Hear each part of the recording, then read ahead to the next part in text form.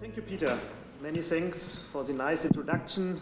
Dear ladies and gentlemen, dear colleagues, it's a very nice pleasure here to stay with you and especially to introduce this very nice field of wood anatomy. Not only for basic research, and later we'll see it is a very applied research. And my title, The Importance of Macroscopic and Microscopic Wood Identification to Combat Illegal Logging and Trading, is so important currently, and I give you many examples, and I hope also a very good progress at this special topic. Yes, I am a member of the Thünen Institute of Wood Research. It's a federal research institute in Hamburg. We have also, I'm a curator of one of the largest wood collection, and I think this is a very nice tool. I will start with our message. Wood is good. Our very nice message promoted by Howard all the times. And wood is also very nice, you can see. Especially oak, very high requested currently in Europe. Old people like oak. And oak with this distinct, nicely wood rays as a mirror have a nice texture. Or in the center, is a very nice African rosewood, Bubinga, still under CITES protection since 2 years. High request for music instruments and others. Or from South America, Moredo, this very nice Santos, rosewood, not under protection. Only few examples to demonstrate the nice texture, color, and wood. And you can see it directly here on the campus, where they use all this nice timber. But we know wood is also endangered, the big problems we have. And what are the big problems are well known in all media. It's a tropical forest degradation, mainly based on conversion, the substitution from forest area to agriculture and others, but also the big problem of illegal logging. And I have summarized some facts for you for this consequence. We have a global forest area loss, about 12 to 15 million hectares per annum, a big scale we see. But you see, most is based on conversion. But we have also done a focus on this problem, illegal logging, but also the conventional or conventional utilization of wood. Also the results are described, problems, deforestation, the increase of CO2 emissions, a big problem we have, and also, very important, the loss of biodiversity. These are problems, and described in trading the discrimination of sustainable and certified forest management. We will promote, we say our government, utilization is so important. You save the timbers by utilization if you take it on a careful and sustainable way. On the other side, based on this problem, we have since some years important regulations and laws to combat illegal logging. Since 5 years, I think very successful in Germany or also other countries, the European Timber Regulation, which requires obligations on business and trade. And I give you many examples later that all importer must declare the wood species and the origin if you import the first time wood and wood products to the European market. We have the established old United States Lacey Act, more than 100 years, but we must come in force and fulfill these laws, very important, which prohibits especially illegal logging or trade in wildlife, fish, plants, and others. Also very similar to the European Timber Regulation, the Australian Illegal Logging Prohibition Act. I think we have the same requirements, also on the same level, and also in other countries. And especially this important focus on the CITES Convention, the Convention on International Trade in Endangered Species. And especially CITES is so in focus, people which are involved, if you remember, 2 years ago, in beginning of 2070, the whole genus of Dalbergia species, about 250 species, are now under full protection of Appendix B. And especially you have to consider the feed notes, and the feed note 15, which was especially created for Dalbergia, includes all applications. If you produce a very small stick for a guitar, it's now under CITES protection. And the whole genus includes about 250 species. and that is very important, especially for this music instruments and very high valued furniture. Also, the 3 species which defines the trait of Bubinga, Guiburtia, under the same protection, Appendix B, with a feed note 15, which describe all kinds of application under CITES regulation. It's a little bit complicated, and I give you a short overview from our successful database, CITES WWD, of the most important CITES protected timber. For example, Bolnesia species in trait Palo Santo, the famous Pernambouc, the music bows are produced by Pernambouc, Cedrela, and there's still a discussion to make an increase in Appendix B, the strongly protected Dalbergia nigra, and in Germany we have regularly daily cases with Dalbergia nigra because Appendix A you need also for old furnitures, special documents for legislation and for selling, trading them. That means if you have from your grandpa an old sideboard with Dalbergia nigra, you must go to your local authorities, agencies, and get a license to deal with this. Also, it's an old material, and you must really informed about this species. Yes, I mentioned also Dalbergia, rosewood 250 species, Appendix B, with this feed note 15. Ebonies, only from Madagascar under CITES protection, and only with a feed note which describes raw material.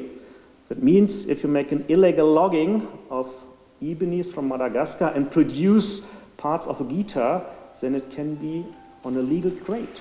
That is a little problem on this. No? We must strongly make a focus on the ebony species, and I'm involved in Germany for the proposal for the next CITES COP19 in Sri Lanka. We make the suggestion to put, similar to Dalbergia, all ebonies under protection, but it was not part of this new COP systems. Strongly from Alerce, from Chile, Remin from Asia, since 2005 under CITES regulations, Guiacum species, Aphromosia, and finally true mahogany. Only a small overview of about 300 and more of protected timber. You see, it's a very big pressure, and you must very carefully. No, CITES is mainly focused on the species themselves. The European timber regulation goes directly in the product. And it's also a little bit complicated. We have the so-called combined nomenclature, which or listed all these products which have to be controlled. And you will be surprised. We started with fuel wood, which come from local forests. No, most come, or many comes from eastern part of Ukraine or from Russia, out from Europe countries. It must be controlled. We have all kinds of solid woods, raw, sawn material, some special like railway sleepers, and then you can see for all European countries the big numbers, veneers, particle boards. Later I will describe it is possible to identify timber in particle board or fiber boards, plywood, and all furniture imported in the EU have to control, and the biggest part pulp and paper. Alone in Germany we have equivalents about 42 million tons. Normally have to be controlled. How do they work? You will see it later. No? But you see, different from the first part, it's focused on the product. What can we do? We have scientists, and we have many, many activities on a scientific level to promote legal logging in wood anatomy. And one is very nicely represented by Peter, the International Association of Wood Anatomists. We started in 2010 with this task force, Wood Research Against Illegal Timber Harvest, with the colleagues from the United States. Especially colleague Alex, very involved in this part. Since 5-6 years, very successful, the Global Timber Tracking Network, supported by our government, the German Government of Agriculture and Food. It's still active, and it's a very nice network where scientists working in wood anatomy, in genetics, which I'll describe a little bit later, and isotopes for the region, build up a very successful cooperation. And you can see we have good output. We started for the United Nations, UNIDC, especially the best guidelines or best practice guides for control of timber. We do it in Vienna years before, 2016, and here it's also a very nice publication. I think it's on your table, Peter, or from Alex there, to the first summaries of methods to control wood in this field. You see, there was a very high activity of scientists working in this field. Especially in Germany, we have directly, at the time where the implementation of EUTR starts in 2030, founded a very successful center of competence, the Thünen Center of Competence on the Original Timber. It integrates 3 disciplines. It's my working group for the macroscopic and microscopic wood identification, and we still work with about 10 scientists in this field, with 4 permanent scientists and PhDs. Very successful, and later you'll see the numbers of the request. We have the strong cooperation with our Thünen Institute of Forest Genetics. It's so important because, I describe it later, wood anatomy can clearly identify the timber on genus and species level are required on the trade names. But if the oak comes from North America, the white oak, or from Central Europe, you have no chance with wood anatomy. We need the genetics, and there was a very good progress in genetic developed fingerprints on this.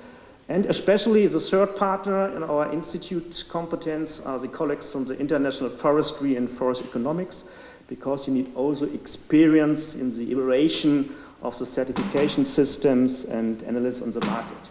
And it's a very successful integrated system, and I think I must look if in other countries such center should also be established. I give you some information of our background. For this work, you need backgrounds, references, and we have this very established references. And that is a very second nice job I have as a curator of one of the largest wood collection with about 38,000 specimens. And very important is the number of documented species in our scientific collection, about 11,500. And this is a very nice number to compare it with regularly traded timber. And we make it on a very distinct observation. Regularly, 8 to 800 timber on a genus species level are traded, and documented in our scientific collection we have about 11,000. That means, in detail, we have about 10,000 lesser known timber waiting for the market. And we observe it regularly for our government and make an observation, evaluation at the end of the year. And now I'm 15 years responsible for this part. And if I started, we have about 200 regularly traded timber. Globalization, and now 600 to 800. And we have an open floor for more and more timber. Yeah, it's nice images if you visit me in Hamburg, our scientific collection, our doublet room with about 6,000 specimens, and our daily work in identification of timber. And we get many requests. Later we'll see a statistic. Last year, our group have prepared about 1,400 official reports in wood identification, including about 25,000 specimens in 1 year. A big progress. And the progress comes from wood trade. We were surprised. Most controls we currently carry out come as a self-control from the wood industry. 75%. That means it works. The sensor sample for the control before it will be imported as some series, and that is a very good progress. We make a good cooperation or say to our government, it works in this case. 20% comes from regularly customs and environmental agency, our competent authorities. The NGOs use our expertise, and especially private people can also ask for wood identification. And based on this, many reports, we have a very good overview about the lesser known species which come on the market, and that will be, yes, communicated to all scientists and used for this part. Yes, now you will see our very nice statistic starting in 2013 with the implementation of the EUTR in Germany. And in this year, it started in March. We have about 356 official reports. And now you can see the progress. And you see the last year, 1,400 official reports, and about 1,000 blue line here come from the trading, from the timber trading field. and that is, I mentioned before, that it will be very good used by the trading companies, 214 from our competent authority.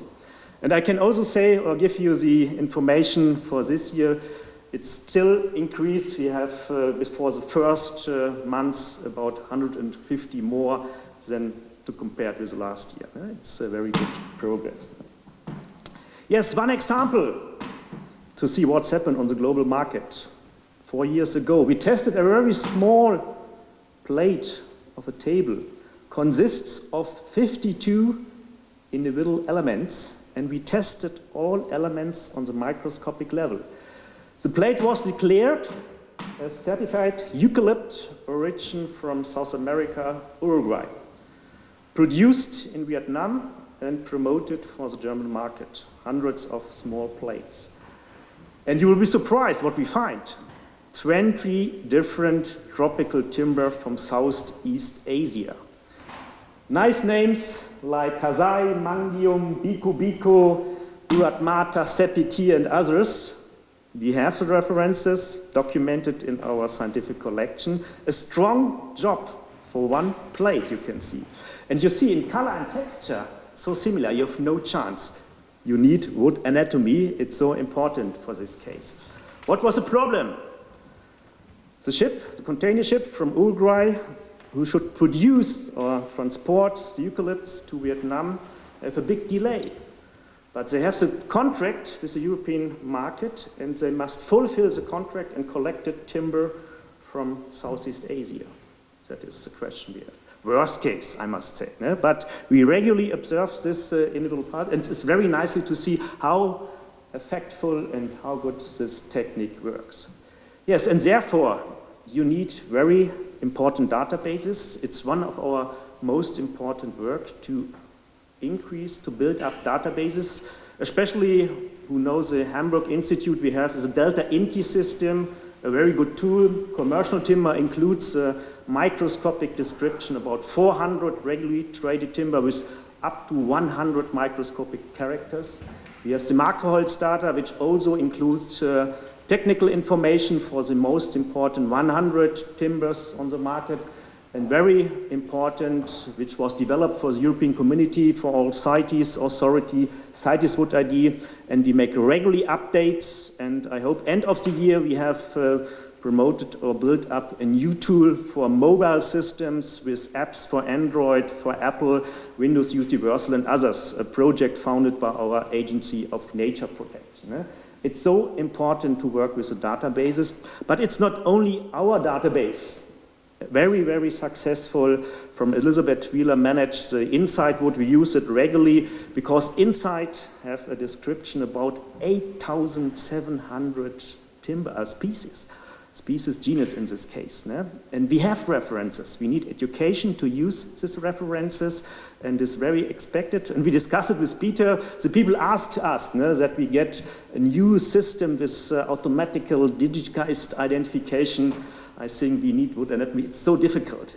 If you have families with about 800 timbers of the Dipterocarpaces or others, we need education and basics in wood anatomy, and we work still on this. Very new in our group for softwood identification, which is very hard because you have a restricted number of characters in the softwood, but it works also very well, and we promote and use all these databases in different languages, normally in English, in French, in Spanish, and in German.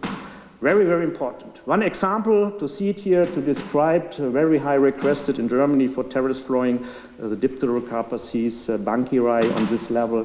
And here you can see in the database the nice images with the resin canals, a typical character, the arrangement of vessels with this confluent parenchyma for the specialists here, to see the tangential plane with all characters. And altogether, we can use up to 100 characters in identification, but also in education. And all this information are documented in this very nice databases. But you remember, solid wood identification in our case is routine.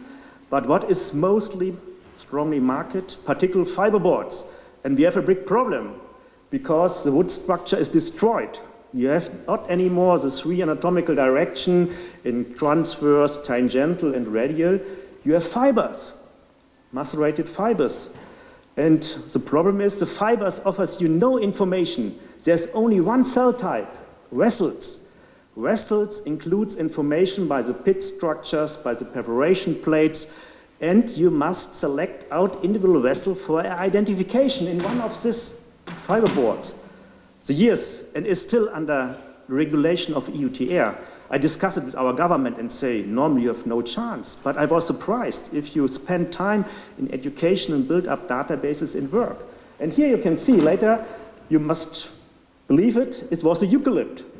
The eucalypt have a special feature or special structure here of the pits, especially the pits combined with parenchyma important and the normal vessel pits. We build up references. For here, you can see it's a trachete of a pine, in this case of Pinus radiata, or from Asia, regularly identified Leguander timber, and we still try, and we do it with success, to build up references for this fiber analysis. So important because the most products are still produced of this fiber material.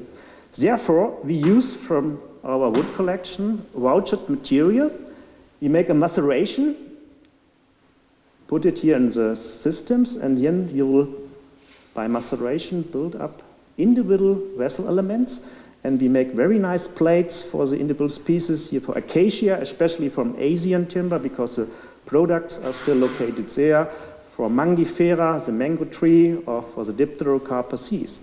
A strong work, and especially for detailed characters, we use electron microscopy to make very good references. The problem is, the references looks very well, but the pressed fiberboards and others have many, many destroying systems, but I was very, very surprised it works very well on this. And also promoted by Peter half a year ago, we have a very nice new publication, the first references for a vessel atlas for the most important timbers from Asia, temperate Asia and tropical Asia, which are regularly identified, not only in fiberboards, but also in pulp and paper. And we hope that will be regularly used as reference material to identify this. And you can see the differences, some example, acacia regularly identified, or here others of Puna. This is very distinct and long fiber systems. It's very hard by the Dipterocarpus because we have hundreds of species, and then we must focus on the family. It is not so easy to identify the genus level, but that is a progress learning by doing. But I think it was very high requested, the development of this vessel atlas in this kind. Another important topic, but it will be introduced by one of my PhD students, Valentina Zemke, already here. We must identify charcoal. Not depending on this UTR regulation, but we have a big pressure last year. Starting 2 years ago in Austria, they asked for the origin, where it comes from, and then the first result shows that illegal logged charcoal material produced the charcoal from Africa, from Nigeria, was transported to Poland and mixed with other charcoal and declared as European material. But it will be later. I give a high motivation for you. At 5 p.m. you will get many nice images. And we have new techniques also to build up from the rough structure of the transfer section, nice plates here for ash we can clearly identify, or here for tropical timber for the Sapo disease. But will be later described in detail. Yes, I mentioned also before, we need strongly the cooperation with the genetics, because we have no information in wood anatomy where the tree directly come from. We can summarize the natural geographic distribution that we know it comes from tropical Africa or from others, but not for a huge system to say it comes from this country, a stage border, or especially by oak, it's distributed white oak on the complete North Hemisphere. But we work together with our genetics, and my colleague Bernd Degen is very involved since years to build up fingerprints. And they started with European oak, and you can see all different colors represented, fingerprinted of a defined Quercus robur timber, by the genetics. That means the tree has this individual DNA structure, which normally have a distribution by all these fruits about 50 to 100 kilometers. And you can see the oaks after the last ice period comes from Morocco back to Europe, and we have different DNA structures for the western part, who goes to United Kingdom, and then especially to Central and Northern Europe, or to Eastern Europe. And there was a first case with this very important oak utilization for the wine bottles, because from France they say we don't use other oaks, only our own oaks. And the genetics shows in many cases they come from Eastern Europe. That was the first reason to develop this part. Very important to increase this on the Mongolian oak, because Quercus mongolia is still under CITES. Therefore, you need information where it comes from. Some examples, or especially Siberian larch, there was a very good genetic identification. It's a high requested material in Europe, but we have the problem with illegal logging, especially at the border to the Chinese countries, and therefore it's very important to build up. Only small examples, but it's a strong work. You have to consider, you have for all species select material from all natural distribution. And if I go back to my example for the Dipterocarpaces, which starts in India or in Burma, goes up to Indonesia. One example for Shorea species, which represents the Meranti from the Philippines up to Papua New Guinea, you must select all 50, 100 kilometers individual specimens to build up a genetic database. That is the problem, but they still work on this. But in an individual case, and we have many, it will be work. If there was the risk, it comes from not declared illegal countries, they have to offer the information where it comes from. In an individual case, you can travel in this area, collect the material from the concession and others, and compare it. And then it works in individual case. But it's a strong work. But we work together and very successful in our center of competence. Yes, I must look on the time, but Peter, I started with the first message. Wood is good, and wood is very nice, and there was a very final nice example of this protected Dalbergia species, Dalbergia maritima from Madagascar, so-called Bois de Rose. And you get a very nice impression how it looks very nicely, and it's also nice for a wood anatomist to see these nice structures and storage structures. And we can say wood is good, is very nice, but or it must be used, and we use it carefully and sustainably. Thank you very much for your attention.